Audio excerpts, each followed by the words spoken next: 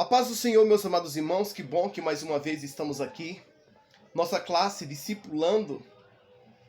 Eu quero trazer aqui uma pequena síntese da aula de hoje. Nós tivemos o prazer de estar ministrando a palavra do Senhor. E agora nós estamos tendo a oportunidade de transmitir a palavra para aquelas pessoas que não puderam participar. E é com alegria que nós continuamos a falar sobre esse assunto. Agora há pouco estavam na aula presencial, transmitindo, tendo a honra de compartilhar e também interagir com nossos amados irmãos interagir conosco. Nós tivemos já algumas lições gloriosas que falam sobre a Bíblia como regra de fé e prática. A Bíblia é a infalível palavra de Deus. E a beleza do perdão agora, vivendo sem acusação e nem condenação.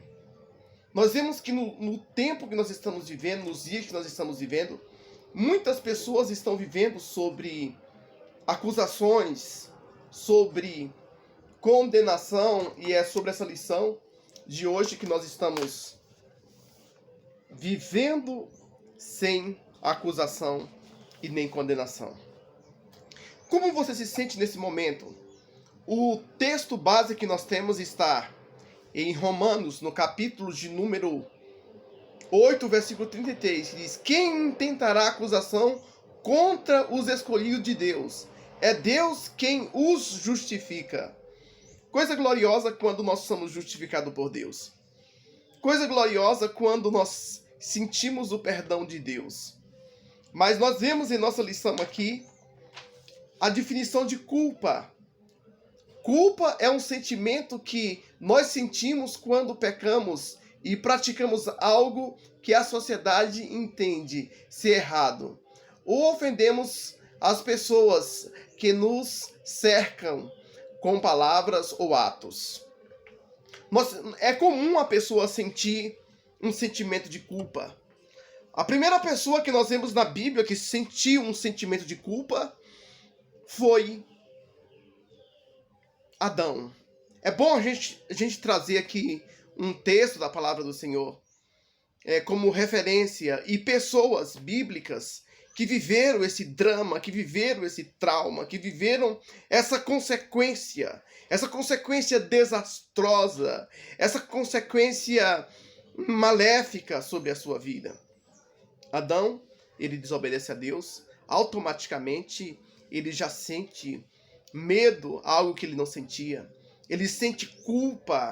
Há um atrito ali na família, há um atrito ali conjugal, porque imediatamente ele já coloca culpa na mulher, ele transfere. É comum quando as pessoas estão culpadas, as pessoas se sentem que foram violentadas, elas quererem muitas vezes transferir, e outras pessoas eles se sentem tão culpados que eles se trancam em si mesmos, outros se sentem tão culpados que eles não querem acesso a outras pessoas, se sentem tão culpados que dá cabo à sua própria vida. E assim por diante. E a pessoa fica tão melindrada muitas vezes, a pessoa fica tão sensível muitas vezes, e acha que todo mundo é culpado, menos ele. E pelo contrário, outras pessoas se acham muito culpado. E o adversário, o inimigo de nossas almas, ele aproveita a oportunidade para acusar. Que diz a palavra do Senhor que ele é acusador. Eu estava achando interessante que nossa lição ela faz uma conexão com uma lição da classe adulta, que fala sobre Jó, fala sobre o contexto de Jó. Inclusive lá os seus amigos faz graves acusações. Então, se não bastasse, existe a acusação da nossa própria consciência, que nós sentimos acusados. Não é para menos, por causa de muitas coisas. Nós temos um juízo dentro de nós, nós temos a nossa consciência, que ora nos defende, ora nos acusa. Tá? E nós temos que ter esse ponto de equilíbrio aqui, porque existe setas inflamadas, malignas, que atinge a mente das pessoas.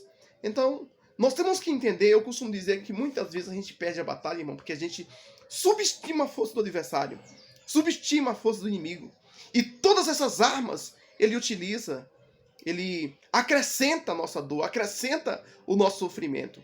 Mas diz a palavra do Senhor, Paulo escrevendo aos Romanos, ele diz: nenhuma condenação há para os que estão em Cristo Jesus, que não anda segundo a carne, mas segundo o Espírito. Eis aí uma dica: se nós andarmos segundo o Espírito, nós temos condições de andar sem condenação e sem culpa.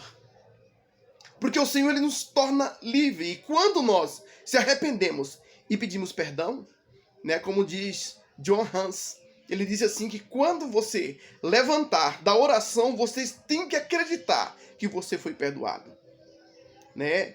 Na época medieval, quando houve o rompimento ali, houve a reforma protestante, Martinho Lutero também ele passou por um trauma antes, por um drama antes com seus pecados.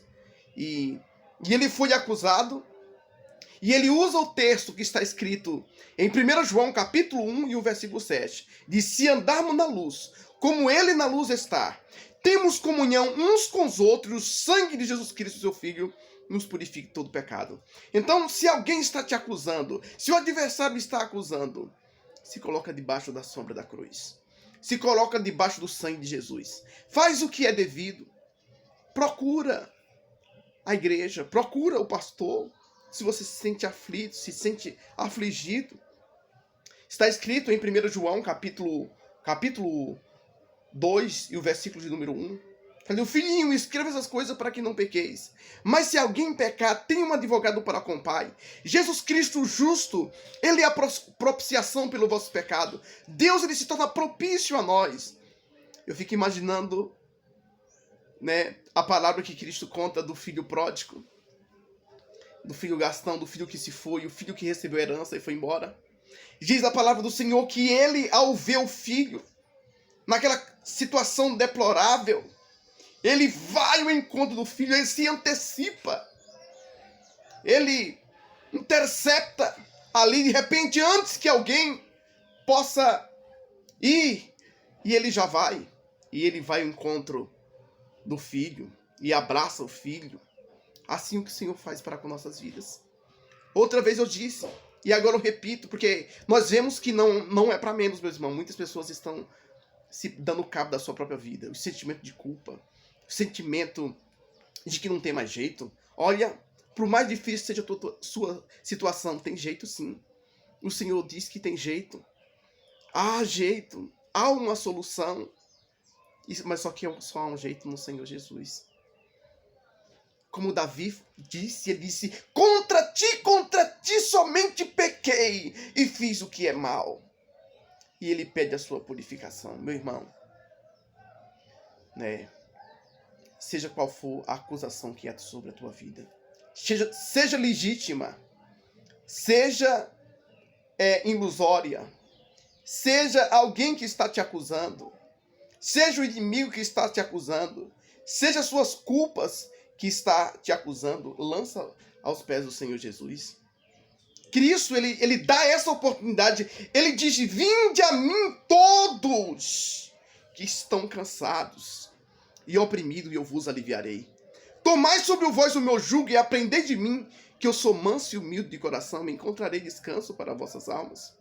Porque o meu jugo é suave e meu fardo é leve. Quando trouxeram aquela mulher em adultério, que foi pega em adultério, Cristo disse assim: aquele que não tem pecado seja o primeiro a tirar pedra contra ela. Todas as pessoas sentiram as suas culpas, sentiram os seus pecados. Se você se acha um pecador, existe um grande Salvador. É claro, mas o Senhor não quer que a gente viva uma vida constante, sabe, sob o jugo, sob a escravidão do pecado, sempre ali deplorado, sempre ali detonado, destruído. Não, o Senhor quer que você seja livre. Como o texto base que a gente citou sobre Romanos capítulo 8. Quem tentará acusação contra os escolhidos de Deus? É Deus quem os justifica. E ele prossegue dizendo: quem os condenará? Foi Cristo quem morreu, ou antes quem ressuscitou. Como não nos dará juntamente com ele todas as coisas? E ele faz uma descrição maravilhosa, uma descrição poderosa. Sabe, há jeito. Há uma solução, mas nós temos que andar segundo o Espírito. Segundo a vontade de Deus. É possível, Mauro? É possível. Se não fosse possível, o Senhor não diria. Você vê que no capítulo anterior de Romanos, capítulo 7, Paulo se chama de miserável. Fala, miserável o homem que eu sou. Quem me livrará do corpo dessa morte? Mas no capítulo 8, versículo 2, ele diz: porque a lei do Espírito de vida em Cristo Jesus me livrou da lei do pecado e da morte. O que ele não conseguia se livrar lá atrás, agora ele se consegue. Em Cristo Jesus. Começando do versículo 1, ele diz: portanto, agora, nenhuma condenação há para os que estão em Cristo Jesus, que não anda segundo a carne, mas segundo o Espírito. Porque a lei do Espírito de vida em Cristo Jesus se livrou da lei do pecado e da morte. Deus te abençoe em Cristo Jesus. Seja livre, seja liberto. Há jeito para a tua situação. Ah, mas o problema de fulano tem jeito, o meu não tem. Tem sim. É engano do inimigo. O adversário, ele fala para você que não tem jeito.